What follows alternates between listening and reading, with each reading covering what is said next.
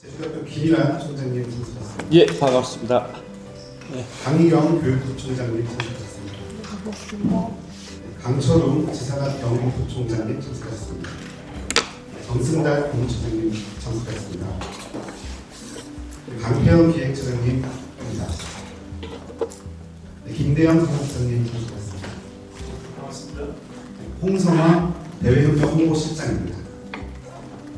네, 현성미 대외협력 홍보실 담당자님이십니다. 네, 본격적인 시작에 앞서서 총장님 간단하게 인사 말씀 있겠습니다. 예, 오늘 아마 저 임기 중에 아마 마지막 기자 간담회가 될 것 같습니다. 왜냐하면 임기가 내년 2월 말이라서. 그래서 오늘 기자님들 귀중한 시간 내주셔서 고맙습니다. 그리고 대학 전반적인 운영이라든지 그리고 또 이슈화되는 부분 오늘 이 자리에서 여러분들이 질문하시면 제가 답변하는 자리를 갖도록 하겠습니다. 예, 그러면 질문 받겠습니다. 예, 답변 드리겠습니다. 먼저 미용대 소위 말하면 언론에서 나간 게 뭐 폐지된다, 없어진다 이렇게 해서 보도가 많이 나가는데 전혀 사실이 아닙니다. 그 부분에 대해서는 저희들이 오늘 이 자리를 빌어서 부탁드리겠습니다. 그게 사실이 아니라는 것을 다시 정정 보도 좀 부탁드립니다. 그리고 미래융합대학 우리 단과대학입니다. 그러면 우리 단과대학의 설립과 폐지에 관해서는 행정 절차가 있습니다. 먼저 설립하거나 폐지하려면 학내 구성원이 여론을 수렴하고 학우회의를 하고 그리고 난 다음에 대학 평의회를 통과해야 됩니다. 그리고 난 다음에 교육부 승인을 받아야 됩니다. 그래서 단과대학의 신설이나 폐지가 그만큼 중차대한 건데 단지 어떤 경로를 통해서 그런 정보를 받았는지 모르겠지만 그거를 언론에서 제주대학의 미용대학을 없앤다, 뭐 평생교육을 포기한다 이렇게 나간 그런 부분에 대해서는 굉장히 유감스럽게 생각합니다. 그리고 두 번째는 미용대 예산이 없다고 지금 많이 얘기하는데 전혀 그렇지 않습니다. 라이스 계획을 세울 때는 이게 우리 제주대학교 독단적으로 하는 게 아니고 라이스 위원회가 있습니다. 라이스 위원회에서 각 대학별로 큰 사업복지, 가령 우리는 평생교육이나 뭐 핵심 인재 양성이라든지 그런 사업복지에 대해서 전체 예산을 실링으로 잡습니다. 그러면 그 실링으로 잡으면 그리고 난 다음에는 우리 제주대학교의 평생교육 예산이 가령 올해 만약에 10억이 잡히면 그 10억에 대해서 이제 학내 구성원들 단과대학이나 학과에 대해서 공모를 해야 됩니다. 이 사업은 탑다운 방식으로 주는 예산이 아닙니다. 공모를 해서 그거에 공모한 프로포즈를 가지고 우리 학교 밖, 그러니까 밖에, 그러니까 뭐 연구재단이나 아니면 심의평가위원회에 의해서 이 계획서의 예산이 합당하게 잘 녹아있나, 그런 평가해서 그 예산을 주고 나중에 평가를 받습니다. 그래서 이번에도 이 예산이 반영이 안 됐다는 하는데 지금은 미래융합대학이라고 해서 예산을 얼마 이렇게 탑다운으로 줄 수가 없습니다. 이거는 공모를 해야 됩니다. 반드시 공모를 해서 이제 나중에 미래융합대학 예산으로 갈 수 있습니다. 그다음 세 번째는 아까 이게 학내 구성원들하고 뭐 소통 안 했다고 했는데 작년부터 이 부분에 대해서는 소통을 우리 제주대학교에 TF팀을 구성해서 계속 학내 구성원과 그리고 본부 보직자 그리고 여기에 그 TF팀에 미래융합대학 교수님도 들어가 있습니다. 그렇게 해서 본부에서 이렇게 독단적으로 할 수가 없습니다. 이게 제주대학 사업이 아닙니다. 제주도 전체 라이스 사업이기 때문에 우리가 이런 일을 할 때 절대 독단적으로 하지 않는다는 말씀을 드립니다. 지금은 이제 학위를 인정해주는 단과대인 거잖아요. 얘기 들어보니까 평생교육 관련해서는 석사를 인정해주는 계획을 반영하셨다고 그러는데 사실은 평생교육에 제가 간단하게 설명을 드리겠습니다. 지금 정부나 지방정부에서 평생교육의 패러다임을 지금 바꾸고 있습니다. 그 얘기는 뭐냐면 제주도만 해도 제주대학교가 있고 한라대 관광대가 있습니다. 그러니까 옛날에 평생 교육이라는 것은 소양 교육, 그 다음은 뭐 교양 교육 이런 걸 했었는데 지금은 인공지능 시대에 걸맞게끔 가령 우리 제주대학교 같은 경우는 국가 거점 국립대학으로서 연구중심대학을 추구하고 있습니다. 그러면 평생교육에서 재교육, 그 다음은 성인교육, 일학습 이 세 가지 이제 이 미래융합대학은 학과를 제가 뭐 없애겠다 아니면 단과대를 없애겠다 이게 할 수가 없습니다. 이거 하려면 교육부 승인까지 받아야 되는데 지금 언론에 이렇게 없앤다고 하는데 저도 굉장히 그 부분에 대해서는 유감스럽게 생각합니다. 자, 제가 거꾸로 답변드리겠습니다. 제가 학과 이 개편은 제가 할 수가 없습니다. 제가 임기가 사실은 올해는 이제 마무리됩니다. 그러면 이게 학과 구조 개편한다는 거는 이거는 그냥 1년 이렇게 할 수 있는 게 아니라 아주 롱텀 가지고 플랜을 가지고 해야지 순간순간 이렇게 하는 게 아닙니다. 그 다음 아까 그 라이프 사업 2.0에 우리 지금 기금 교수 라이프 사업의 기금 교수라는 타이틀을 가지고 강의하시는 분들이 있습니다. 이건 전부 사업 베이스의 계약직입니다. 정규직이 아닙니다. 그러면 우리가 이 사업이 일몰됐기 때문에 이 분들에 대해서 인건비 줄 비목이 없습니다. 그러면 이분들한테 계약을 해지 통보를 해야 된다. 왜냐하면 우리 학교 그 미래융합대학 그 교수 기금 교수 학칙이 그렇게 이미 법에 그렇게 돼 있습니다. 우리가 그 행정행위입니다. 그게 해고하기 한 달 전에 서면 통보를 해야 됩니다. 법상. 그래서 우리가 행정행위를 하기 위해서 그렇게 통보가 간 겁니다. 그러면 5월 31일자로 그분들은 라이프 사업 2.0에 의한 기금 교수의 신분은 일몰됩니다. 그래서 그러면 6월 1일부터 이분들을 어떻게 할 거냐? 학습권이라는 거 있습니다. 학생들이 학습권을 우리가 보장해 주기 위해서 수업을 계속 할 수 있도록 신분을 바꿔야 됩니다. 그 절차를 지금 준비하고 있습니다. 그 신분을 뭘로 바꾼다는 건 아직 결정 안 됐습니다. 왜냐하면 이게 대학회계법, 그 다음 노동법 모든 것을 검토해서 법에 문제가 없도록 우리가 지금 여러 가지로 검토하고 있기 때문에 어느 걸로 간다 지금은 답변할 수가 없습니다. 지금 의과대학의 의정 사태로 해서 지금 아직 정부도 확정이 안 됐고 해서 참 지금 혼란스러운 시기인데 제가 우리 제주대학교 의과대학의 방침은 지역 인재를 저는 최대 70%까지 저는 하려고 생각을 하고 있습니다. 아직 확정은 안 됐지만 27학년도 60%까지 올라갑니다. 지역 인재가. 그러면 지역 인재를 저는 최대한대로 70%까지 좀 올라갔으면 하는 바람으로. 그리고 왜 지역 인재를 해야 되느냐면 우리 제주도 같은 경우 사실은 제주도의 환자가 서울로 가는 게 굉장히 많습니다. 그리고 제주대학교 의과대학을 졸업하고 수도권으로 가버리는 우리 졸업생들이 되게 많습니다. 그러면 낙수 효과를 하기 위해서 지역 인재를 저는 최대한도로 많이 좀 우리가 선발을 해서 지역의 의료를 책임질 수 있도록 저는 제주대학교 의과대학과 제주대학교 의과대학 병원은 제주도 지역의 마지막 보루입니다. 그래서 가급적이면 많이 지역 인재를 선발을 하려고 하고 있습니다. 아마 27년도는 60%, 29년도는 70% 이렇게 계획상으로는 되어 있습니다. 그런데 이 공감대는 우리 학내 구성원들 공감대는 이렇게 되어 있는데 일부는 조금 반대하는 경우도 있습니다.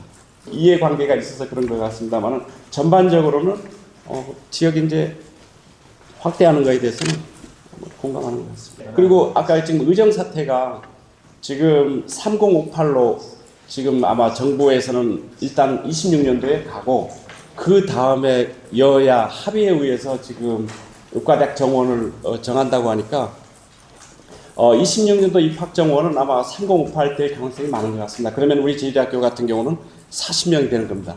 40명에서 가령 우리가 입학 26년도 그러면 우리가 그 지역 인재가 아마 51%로 되어 있을 겁니다. 그러면 51%는 우리 지역인데서 의과대학을 선발하는 거 되겠습니다.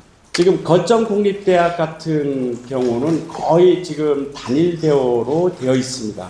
그리고 전국에 그 의대협 비상총회에서 이렇게 전국의 40개 의과대학이 그 학생들이 단일 대우로 되어 있기 때문에 우리 학교 학생이 가령 학년별 몇 명 수업받고 누구 한다는 걸 밝힐 수가 없습니다.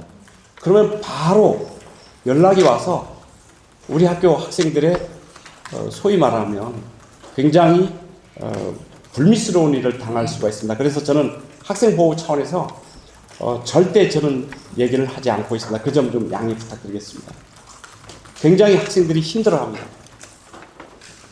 제주도 같은 경우 특별한 산업도 없고 우리가 제주도의 운명이 제주대학교에 달려있기 때문에 저는 우리 제주대학교를 예전보다 한 단계 더 올려서 국가 거점 대학으로서 혹은 연구 중심 대학으로서 자리를 잡아서 제주도에 우수한 청년들이 좋은 일자리 그리고 좋은 인재들이 많아서 제주도를 좀 하와 이상으로 살기 좋은 그런 제도로 만들고 싶습니다.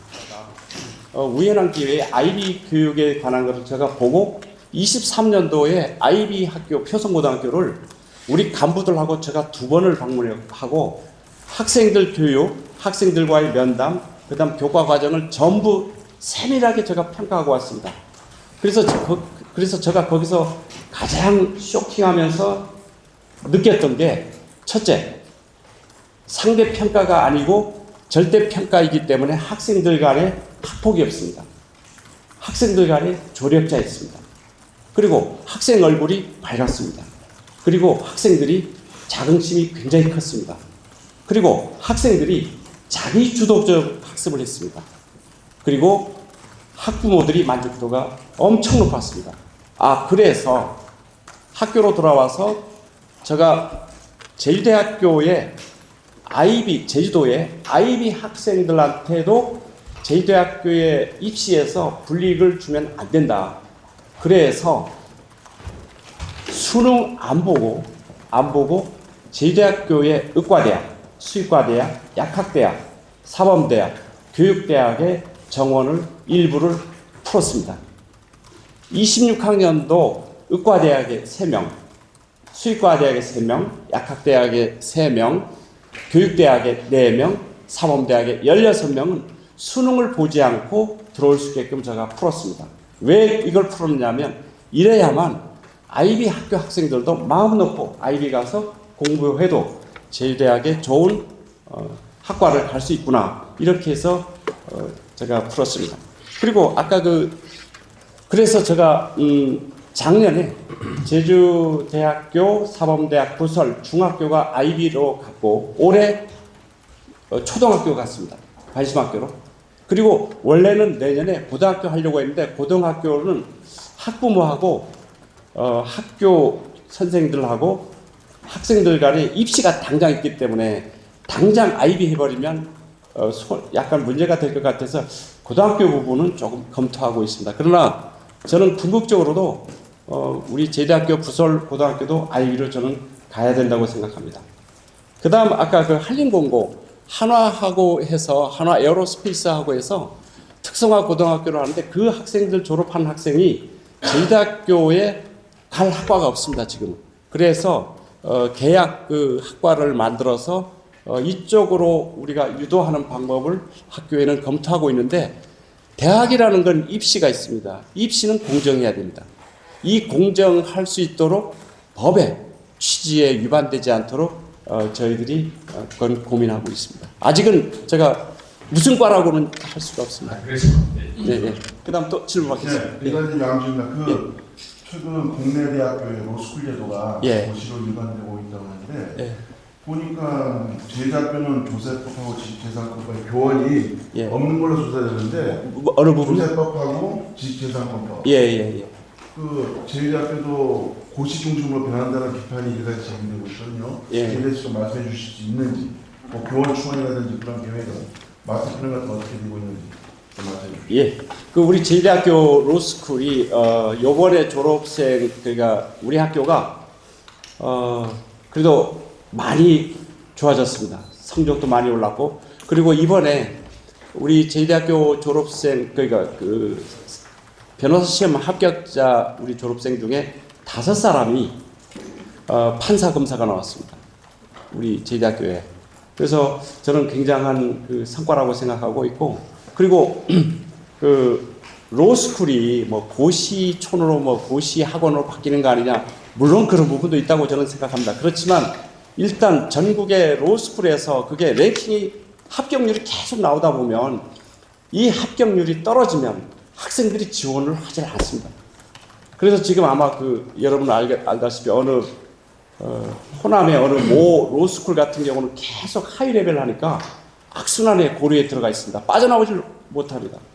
그리고 우리 학교도 로스쿨 교수가 지금 26명이 이렇게 돼 있을 텐데, 이게 로스쿨 인증하기 위한 최소의 교수가 있고 최소의 전공 그 교수가 있습니다. 이 기준을 득하지 못하면 학생들이 로스쿨 변호사 시험 어플라이를 할 수가 없습니다. 그래서 우리 학교는 그런 부분에 충분하게 대응하고 있기 때문에 저는 만약에 지식재산권 부분이 만약에 미흡하다면 제가 한번 살펴봐서 그 부분은 보완하도록 하겠습니다. 사무국장님, 법학전문대학원 네. 지금 이제 좀 전에 그 질의 주셨던 내용 중에서 그 법학전문대학원 같은 경우는 법학전문대학원 설치 인가 규정이라는 게 있어서 우리가 확보해야 할 최소 그 교원 수 그리고 전공에 대한 필요 최소한의 어떤 교원들에 대해서는 기본적으로 제대로 다 확보를 하고 있고요. 그렇지 못하면 우리가 인증 평가를 통과하지 못합니다. 그리고 아까 전체적으로 말씀 주신 조세법하고 직접 그래갖고 말씀해 주셨는데요. 조세법으로 주전공으로 되신 분은 없지는 계시지만 부전공으로는 공부하시면서 조세법을 담당하고 계신 교수님 계시고요. 또 지적재산권도 그 요새 특허와 관련돼서 변호사 실무를 하시던 교수님이 실무로 지적재산권 연구에 강의를 담당하고 계십니다. 그래서 그런 부분에서의 부족함은 없다고 저는 생각하고 있습니다. 그냥 부전공을 좀 간단히 얘기죠. 겸직치고. 보통 근데 저 같은 경우에는 민법을 하게 되면 민사소송이라든가 이런 과목들을 부대에서 같이 두 과목을 강좌를 같이 해서 하고 있거든요. 그런 식으로 해서 얼마나 진행하고 있습니다. 특허라든가 지적재산이라든가 실용시간이라든가 또는 한 과목만을 담당하기 위해서 전혀 돈을 주지는 않기 때문에 얼마든지 겸해서 같이 그 우선 그 글로컬 부분 우리가 첫 해 두 번째 우리가 이제 고배를 마셨는데 지금 뭐 물론 우리 계획서가 저는 뭐 아주 우수하지 못했기 때문에 채택 못했다고 저는 그 부분 인정하겠습니다. 그러나 국립대학 같은 경우는 정부 방침이 이 글로컬 사업을 통해서 1 국립대학을 추구하고 있습니다. 그래서 국립대학 같은 경우는 대학 통합을 하면 무조건 글로컬 사업을 지금 선정하고 있습니다. 이렇게 해서 1 국립대학을 하는 이유는 앞으로 10년 뒤에는 우리나라 대학이 제가 봤을 때 지방 대학이 50% 없어집니다. 인구 소멸로. 우리 제주대학도 앞으로 10년 뒤에는 30에서 40% 학과가 없어질 걸로 저는 예견하고 있습니다. 학생이 없습니다. 그래서 국립대학은 제1원칙이 대학 통합을 두고 있습니다. 글로벌 평가할 때. 그 다음 두 번째, 내부 혁신입니다. 이 내부 혁신과 지자체 의지입니다. 그래서 우리는 대학 통합을 할 데가 없습니다. 만약에 제주교육대학이 통합을 하지 않았으면, 이번에 통합했었으면 우리 100% 글로벌이 됐습니다. 그렇게 한 데가 부산대와 부산교육대학입니다. 그래서 우리는 통합은 이제 해당이 안 되고, 그러면 내부 혁신, 지자체 의지, 그리고 지역 산업과의 연계입니다. 그런데 제주도가 지역 산업이라는 게 전국의 1%도 안 됩니다. 우리가 지금 우리 제주도의 GRDP를 따져보면 1차 산업, 2차 산업, 3차 산업인데 2차 산업이 GRDP에서 10%가 안 됩니다. 그리고 3차 산업이 80%가 넘습니다. 그러니까 이런 불균형 때문에 지역 전략 산업과 하고 링크하는 것도 그렇게 쉽지가 않습니다. 그리고 세 번째는 지자체 의지입니다. 그러니까 지자체 의지는 그거는 제가 우리 제주도가 우리 제주대학을 위해서 저는 열심히 저는 지원한다고 생각합니다. 그리고 내부 혁신인데 작년 같은 경우 아마 전국 국립대학 중에 처음으로 모든 학과를 다 통합하고 교수는 전부 단과대학 소속으로 옮기고 이렇게 해서 학칙까지 이제 다 해서 클로커를 냈는데 정부에서 받아주지 않았습니다. 그래서 저는 상당히 그 부분에 대해서는 지금도 아쉬움이 많습니다. 왜냐하면 거점 국립대학이 학과까지 통폐합하면서 이렇게 내부 혁신한 데가 없습니다. 여태. 그런데도 불구하고 떨어져서 제가 참 작년에 마음고생을 많이 했는데 올해 글로컬 마지막 해입니다. 올해는 어떻게 전략을 짜고 있느냐 하면 이게 기사로 나가서 이게 될지 안 될지는 모르겠지만 혹시 우리 전략이 많이 나갈까 봐 대외적으로. 그래서 예, 아니 그 부분은 저희들이 소통이 좀 부족한 부분에 대해서는 저도 그 부분을 좀 맞는 것 같습니다. 지금 이해를 하신 건가요? 예, 어저께 미용대 학생회 전부 와서 우리 저하고 오후에 다 해서 오후에 다 풀고 다 시위하는 것도 다 끝났습니다. 그 행정회의 할 때 5월 31일 기준에서 한 달 전에 서면 통보를 해야 된다. 본인들한테 통보하니까 갑자기 그냥 이렇게 스트라이크가 일어난 겁니다. 그래서 우리가 그 서면 통보하면서 그 부분에 대해서는 우리들도 약간은 좀 미흡하지 않나 그런 생각을 하는데 충분하게 설명하고 이렇게 간다. 이렇게 해줬으면 좋았을 건데 그러지 않은 부분에 대해서는 저희들도 약간은 좀 미흡하지 않나 그런 생각. 올해가 지금 마지막 4년 차인데 제가 저희 대학을 이제 총장이 와서 저희 대학을 좀 다르게 기존하고 다르게 좀 혁신해보자 해서 크게 교육 부분. 교육 부분은 지금 저는 어떻게 많이 바꾸려고 하고 있고 지금도 진행 중인데 교육의 패러다임을 바꾸자. 그리고 학생들한테 원외 교육을 하면 안 된다. 그리고 교수님들은 첫째 조건이 제자들을 따뜻한 가슴으로 품을 수 있는 사람이 돼야 된다. 그게 교육자다. 그 다음 모든 교과 과목에 대해서 강의 평가는 가급적이면 공개해라. 그리고 대학은 학생 중심이다. 제가 그래서 이 도서관 옮기는 것도 지금 우리 학교 도서관은 대학 한 부통에 있습니다. 그래서 대학의 지식의 아카이브가 이 대학인데 그래서 학생 중심으로 하기 위해서 대학 도서관을 가운데로 이번에 지금 리모델링 지금 공사하고 대학은 사회적 책무성을 가집니다. 그래서 제주도의 지역 전략 산업인 IT, BT, ET 이런 데 부분에 특히 1차 산업 이런 부분에 우리 제대학교 교수님들 역량을 최대로 갈 수 있게끔 제가 연구 부분에 그렇게 하고 있습니다. 그리고 연구 중심 대학으로 가기 위해서 모든 학과 모든 교수님을 똑같이 지원해 줄 수는 없습니다.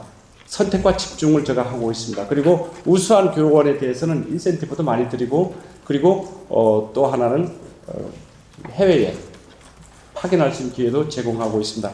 그래서 요번에 우리 제주대학이 거점 국립대학 중에 교수 1인당 외국 저널 논문 우리 공과대학이 1등 했습니다. 거점 대학 중에 자연과학대학이 2등 했습니다. 그리고 요번에 우리 제주대학이 거점 대학 중에 취업률 1등 했습니다. 이제 전국 7등에서 1등으로 올라가고 그래서 우리 제주대학이 규모는 작지만 강소대학으로 나가는데 많은 성과가 나오는 것 같습니다. 그 다음 그 세 번째는 제가 사회 책무성입니다. 그러니까 우리 제주대학이 제주도의 미래이기 때문에 사회 책무성 그래서 제주대학과 제주도의회 그 다음 제주대학과 제주도 교육청 그 다음 도 이렇게 해서 정책 협의회를 주기적으로 하고 있습니다. 그래서 서로 의견을 조율해서 시너지 효과가 나올 수 있도록 사회 책무성을 다하고 있고 그리고 제가 제주대학 와서 가장 보람 있는 거를 1, 2, 3로 하면 첫 번째는 제주 올레길과 자아성찰이라는 교과목을 만든 게 제가 가장 보람 있는 것 같습니다. 우리 제주대학교 학생들이 마음 아픈 학생들이 너무 많습니다.